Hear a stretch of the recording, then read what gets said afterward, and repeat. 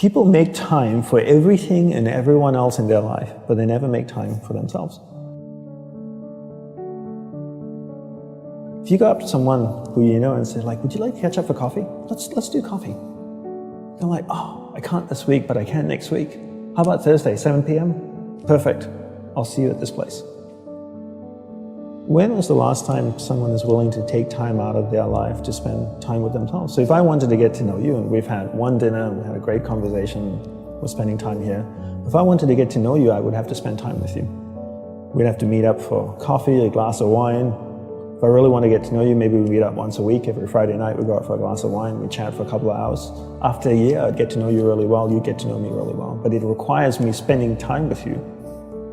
So if you want to get to know yourself, you need to spend time with yourself. But in a way that you can inquire, right? So people say to me things like, oh, I walk my dog in the park, that's my time with myself. And you're like, no, it's not. That's you walking the dog. People go like, oh, I go for a jog, that's my alone time. No, that's you jogging, avoiding traffic, watching where you're stepping so you don't trip and fall over. Spending time with yourself is sitting down, closing your eyes, not interacting with the outside world, and actually going inside and having that conversation, the same conversation I would have with you and say like, hey Brian, so where did you grow up? You said California, do you like to surf? No? Hate the water? Love the water?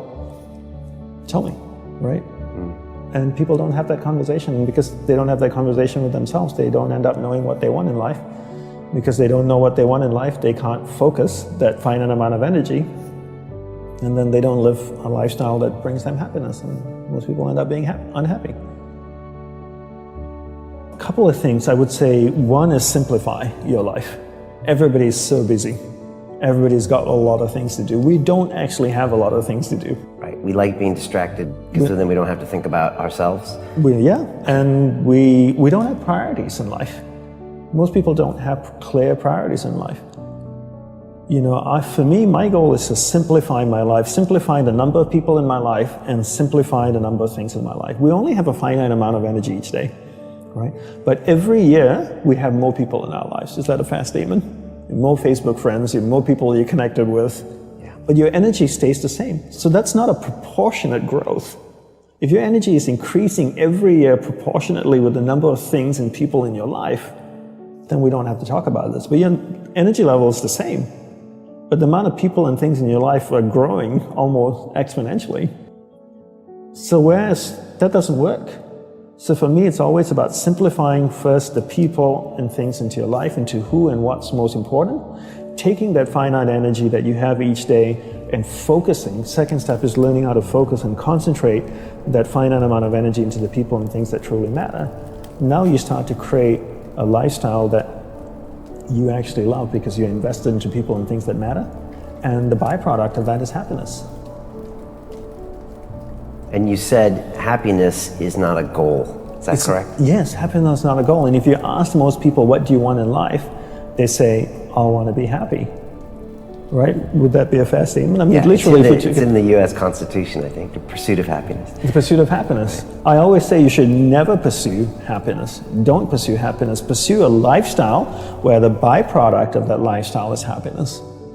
So happiness comes as a byproduct. I spend time with the people that I love. What is my byproduct? I'm happy.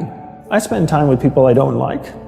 I'm not happy. So don't pursue happiness. Pursue a lifestyle that gives happiness. But in order to pursue that lifestyle, you need to be clear what you want in life. What's your purpose in life? And people don't know this because they don't spend any time with themselves. People think that the more you meditate, the better it is. So 20 minutes of meditation is not as great as 3 hours of meditation. And it's actually not how we work. For us, we believed in quality as opposed to quantity. We spent the whole day preparing to meditate. What comes before meditation? Concentration. Concentration comes before meditation. So you need to learn how to concentrate in order to meditate. And we believe that you can't meditate if you can't concentrate.